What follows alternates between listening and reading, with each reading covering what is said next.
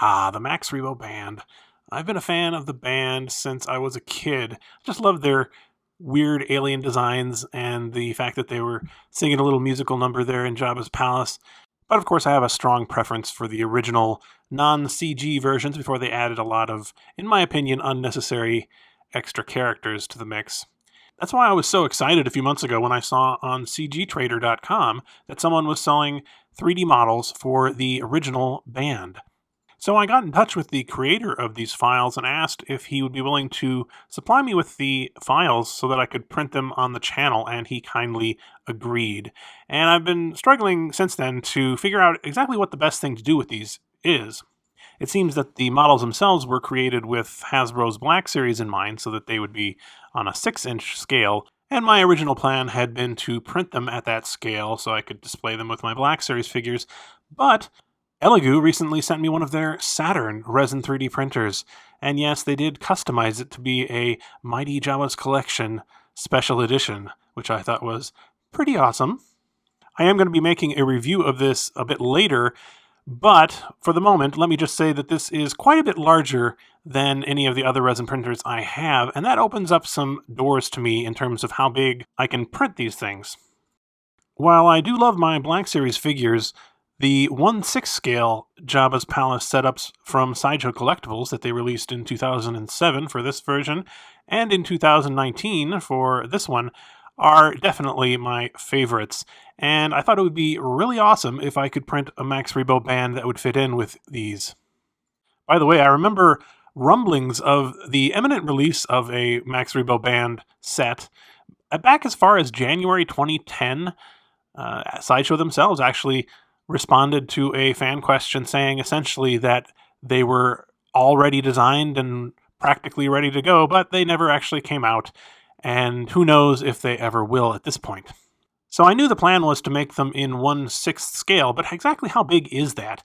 Now, a normal human in 1/6 scale would be 12 inches tall, but how tall is the Max Rebo Band? During the band's musical number, which I played at the beginning of the video, we really don't see them next to any other characters so that we could judge how big they're supposed to be. But if you look here, you can see that Max Rebo and Droopy McCool are quite short compared to C-3PO or the other characters, although I can't tell if they're supposed to be sitting down there or not. And this shot of Max Rebo on the sail barge seems to show him coming up to other characters' chests, even when he's playing his organ. If we look at a few behind-the-scenes photos, we can get a little bit better idea of how tall they really should be. Droopy McCool here is standing basically right next to Lando. Billy D. Williams is supposed to be about 6 feet tall, while Deep Roy, the actor who played Droopy McCool, is only 4'4". But I think this shot is probably the most useful for determining the overall comparative height of the band. If Lando is 6 feet tall, then Droopy is between 4 and 5 feet tall, maybe 4.5 feet. And it looks as though Cy Snoodles is also roughly the same height. It's a little difficult to tell how tall Max should be relative to the other band members, but clearly he only comes up to Bib Fortuna's chest here, so he's not super tall either. This is noticeably shorter than the heights given for these characters on sites like Wikipedia, but I think it's actually a bit more accurate, at least judging from these photos. But the main thing I'm trying to get across here is that the Max Rebo Band are not human-sized by any stretch of the imagination. While I was trying to figure out what size to make these, I did print them out unaltered from the STLs on the Elegoo Mars, and this is the size they turned out to be. These two seem like they could be okay relative to each other, but Cy Snoodles is quite a bit bigger, I think, than she needs to be. She also lost an arm in an unfortunate accident that we don't talk about. But, yeah, I think she's maybe, especially if you include the headdress, which is another inch on top of this. She's quite a bit taller, really, than she needs to be. So I have decided to scale her down a bit relative to the rest of the band. In the end, I decided to increase Droopy McCool by 165%, Max Rebo by 190%, and Cy Snoodles by 155% to get them to be the proper size for 1/6 scale, at least as far as I'm concerned. The first time I tried printing Max Rebo's body, I thought it looked okay until I turned it around and realized he didn't have any butt. And at first I thought maybe this is my fault, I didn't support it properly or something, but I looked at the support material that was left over. And you can see here, there is just nothing there where that section was. It's not as though it came away or anything. It just didn't print. I looked at the actual code that was created when I sliced the file, and it did have support material showing in the code. But I noticed that it was a very, very large file, and I think maybe it was just too much for the printer. When I tried slicing it originally in Box, it just churned away at it for hours without ever actually completing the slicing. And so I used Lychee Slicer, which is an alternative slicing program, for the version that I printed. But it gave me a message when I imported the file saying that it was very large and could lead to instability with the program, so that may be part of it. But both of them did not seem to like the file very much, and when I went in to look at the actual file, it seemed like there was something a bit wrong with the geometry, especially once I hollowed it out. And I think it was just confusing the slicer somehow. So what I did was to put it into Mesh Mixer. So the first thing I did was to reduce the number of triangles in the model. It had over 6 million, close to 7 million triangles, which seemed excessive. So I reduced it to 2 million. May still be too many, but at least that was an amount that it seemed like the slicer could handle. By the way, this process took more than 20 minutes in Mesh Mixer. It's very slow dealing with these very detailed files like this. And every step along the way, every time I would make a selection, it seemed like it would take several minutes to process, which was kind of frustrating. There were a couple of times when I made a mistake, and one time I set it to 3 triangles accidentally, somehow, and I had to wait for that to process before I could undo it. There it is, 3 triangles. Anyway, I did eventually manage to reduce it to a reasonable amount, and then I made a new solid, which just means kind of got rid of that internal geometry that I was talking about earlier, and exported it to a new file, and that is the file that I actually went and printed. Here is the file that I printed, and it came out just fine as far as I can tell. There's not any adverse effects from reducing the number of triangles. I did contact the designer about this issue, but I haven't heard anything back about it, so I'm not sure if he actually has fixed the problem or not. So I also had to do this same process with several other parts, including Droopy McCool's body and the organ. I just couldn't get the organ to print at all unless I reduced the number of triangles. But once I did that, it did print just fine. And it's by far the biggest resin print that I've ever done. You can see it uses up pretty much all of the build volume of the Saturn here. This was in fact the only orientation I could use to get it to fit on the printer as well. So, I couldn't really make it any bigger than I have right here. And here's the second half of the organ, which is not quite as big. It seemed to print pretty well as well. There's a little bit of a line there that you can see on the print. I'm not entirely sure what's causing that, but aside from that, it's basically pristine. The only thing I did notice is that you see these rivets on here. Some of those, the ones on the back, actually fell off when I was cleaning the model with alcohol. And I think it's because they were just sort of sitting on top of the model instead of actually being joined to it as a cohesive whole. If I take it into Simplify 3D and use the Separate Connected Surfaces function, it highlights them all as separate models, so you can see they're not actually properly connected with the rest of the model. I don't know why some of them fell off and other ones did not, though. I also had one more failure with the bottom of the organ. It's just sort of a base, and it turned out the support material printed fine, and there was no base there, although I did later find that it was there at the bottom of the resin tank. So I think this was just a matter of using the wrong settings for my printer and nothing necessarily to do with the model. If I recall correctly, I just slightly increased the exposure time, and that seemed to fix it. After printing all the pieces, we need to move on to assembly, but first I want to talk to you about this video's sponsor, SKILLSHARE. SKILLSHARE is an online learning community with thousands of classes on a wide variety of topics, including fine art, design, and photography. There are no ads, and they're launching new premium classes all the time, so you're sure to find something that interests you. And it's less than $10 a month with an annual subscription. Recently, I took another polymer clay-related class from Stephanie Kilgast, this one called How to Sculpt a Miniature Frog in Polymer Clay. I'm a big fan of frogs and these poison arrow frogs in particular, so I thought this was pretty cool to see and also strangely relaxing to watch. The first 1,000 of my subscribers to click the link in the description will get a free trial of premium membership so you can explore your creativity. It may seem like I've had a lot of problems printing these, and I suppose I have compared to some projects, but I think these are awesome files, and I'm really happy with how they turned out in the end. But you do need to know a little bit about 3D printing, I guess, to print them successfully. Anyway, here is Max Rebo and his organ, and it printed out really nicely. You can see how smooth it is. I did have to get a little creative with the curing process for these because they won't fit in my curing chamber. I basically ended up just using sunlight for most of them, and that works fine. So these have been made so that you slot them together like this. Now I did make one mistake when I was hollowing this out and putting drainage holes in. I put holes in a part of the model where you can see. I thought I was just doing it where they join together. There they are, right there and there. They will be mostly covered by the piano keys when you put them on, but you can still sort of see them, so I think I'm going to have to do something about that in a little bit. Max Rebo's body printed perfectly, basically, as far as I can tell. These are all hollow parts, of course. It would have taken a lot more resin to print if I had tried to print them solid, and they probably wouldn't cure properly either. So all the parts fit together just fine without having to do any sanding or filing, which is refreshing. I've had some problems with that in the past with other models. The keys all print off individually, with a couple of exceptions that are fused together, and it's a little tricky to get them into the keyboard, both because some of them don't really fit next to each other very well, and none of them seem to fit into the slots made for them. However, that's relatively easy to fix, as I'll show you in a little bit.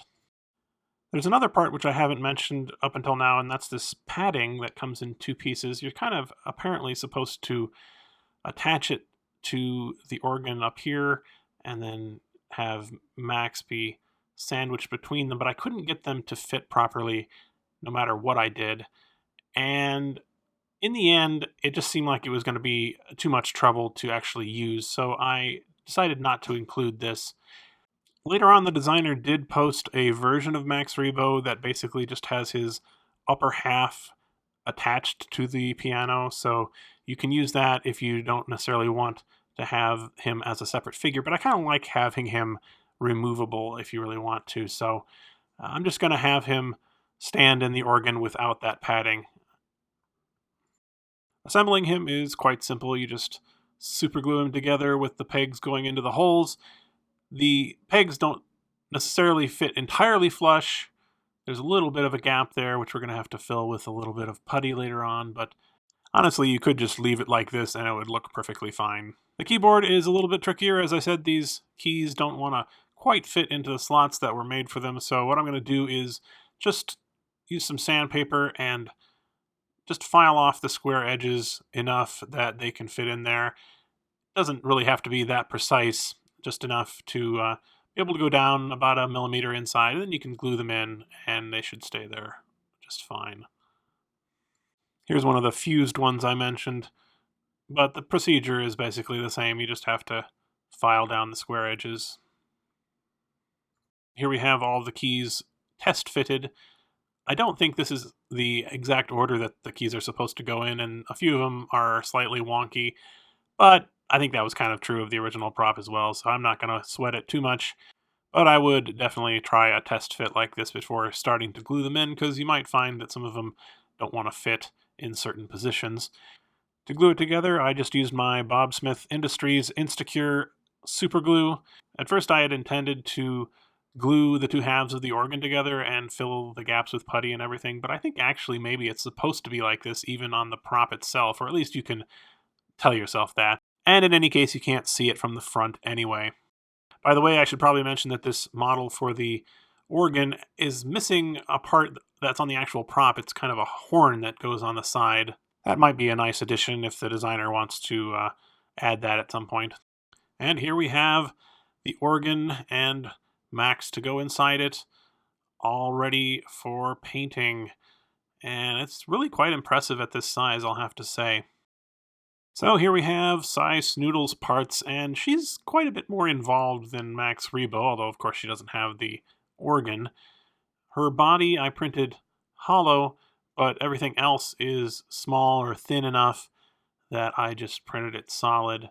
So look how intricate this uh, waist piece, whatever you call it, her skirt is. Very impressive work on that.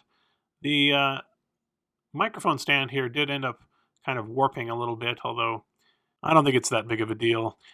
Something this long and thin takes a surprisingly long time to print on a resin printer because you have to do it vertically. So to put her together, we're just going to use the same super glue as well. The main thing we have to worry about is that this skirt has to go on first, and then you have to kind of maneuver the legs inside it. I found when I printed the smaller version that I had quite a time getting the legs in there, so I printed this skirt at 1% larger than the rest of the body and the other parts here to try and give myself a little bit of wiggle room there. And still, it was a bit challenging to get both legs in there without breaking anything. I'm speeding this part up here so you don't see me struggle too long with it, but yeah, I did eventually figure it out. It looks like you have to put the left leg or her right leg in first and then tilt the skirt a little bit and put the other leg in there, and that will eventually work. And then I glued the skirt into place so that it wouldn't be flopping around or anything. Next came the arms, which are relatively straightforward. It's just a matter of putting the pegs in the holes and gluing them in there. And of course, we can't forget about her nose with that wonderful pair of lips there on the end. That's quite a thing, isn't it? Basically, it's an elephant snout with lips on the end. I don't know who came up with that. I didn't have any real trouble here either, although all of these parts did have slight gaps that will need to be filled with putty later on. Almost forgot the headdress. That's quite a fragile part, I think. I mean, it's not so bad at this scale compared to the way it was on the smaller scale, but still I was a little bit paranoid every time I handled the figure that I would break it off. And here is Cy Snoodles, or Miss Snooty if you're nasty, all assembled. I am not going to be gluing the mic stand to her hand or anything because it wouldn't really make sense to do that. You just have to kind of prop it up there and let it rest against the floor. I think it'll work just fine. And finally we have Droopy McCool, who is separated into two parts for his main body. So you could actually probably print him on a much smaller printer than the Saturn. This fits together pretty easily as well. I didn't really have any issues. And here is Droopy all assembled. I do plan to glue his flute in place eventually after I paint it, but for now I'll just sort of slip it into his fingers here to give you an idea of what it'll look like. It's a little bit off to one side, but I think it'll be fine. I did do a little bit of sanding on some of these to get rid of the scarring from the support material, but it wasn't particularly heavy or anything, and it was generally on the back as well. I could have printed Max a bit more cleanly if I had printed him standing up vertically and then used less support material, but when you use more vertical height in a resin printer, it ends up extending the print time by quite a bit, and probably would have taken about 3 times as long to print that way, so I decided it probably wasn't worth it. To fill the gaps, I've been using Tamiya putty, which seems to work pretty well. It's kind of nasty smelling stuff though, so you do want to maybe wear a mask and use a well-ventilated area. I'm no expert when it comes to using this putty. I've only really used it a few times, but I've had relatively good luck with it. I like that you can sand it easily, and it seems to go on relatively easily as well. I just use a toothpick to kind of glom it on at the beginning, and then I really should be wearing gloves here, but later on I'll put on gloves and kind of smear that around. My main goal, of course, is to fill in the gap, but also to make sure that it doesn't look like he's got a bunch of stuff smeared on his back, which can be a little tricky. I do have to come in and sand it a little bit. I think I could probably refine my technique a little bit, but in any case, it works. As I said, you could just leave it like this, and honestly, especially if you're not going to be looking at these too closely, you could totally get away with just having seams there at the arms. Be a little bit more obvious with Cy Snoodles here, especially with her snout. You do kind of want to fill that in, I think, probably. And I did the same thing with Droopy as well. Once the putty had cured, I did go in with a little fine-grained sandpaper and tried to smooth it out a little bit more and make it seem like there was no obvious join there. I also made use of some sanding twigs to help get into some of the more hard-to-reach nooks and crannies. And here the band is with the putty all finished as well as I'm going to get it. It looks like I put on way too much here, and perhaps I did, but I think once we get this primed and painted, you won't be able to see it much at all, if at all. And here on the back, looks pretty good, I think, actually. And we'll take a look at Sice Noodles as well. Look at her snout there.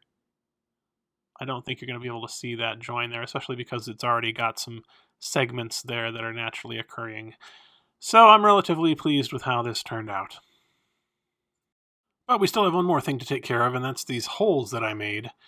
I decided the easiest thing would be to cover it over with some plastic, and I found some clear plastic that I had lying around that seemed like it would do the job. So I marked off the spot that I was going to cut out, and then sanded it to make it so that the paint would stick more easily, cut it out with a utility knife, and then glued it on to both sides. So here are the pieces all ready for assembly. I decided not to glue the parts together, as I think I mentioned earlier, just sort of have them slot together. Just in case I decide I do want to add those cushion parts later on or something, I could work on that. And it seems to fit together just fine using this base, which has two little pegs that kind of keep the two halves together anyway, so I'm happy just leaving it like that. This video has already gotten quite long, and I haven't even started the painting yet, so I think I'm going to stop it now and make a part 2. I already have everything done, actually. It's just a matter of editing the video and getting it out there, so more than likely it'll be within a week. This video was made possible with the support of my Patreon supporters, including these Palace VIPs right here and Angelica Brady. Thank you very much for your support. You can support me too for as little as $1 a month and get things like early access to videos, behind-the-scenes posts, and more. Check out the link to my Patreon page in the video description, and also you can see the video description for links to the STL files that I talk about in this video. Thanks for watching!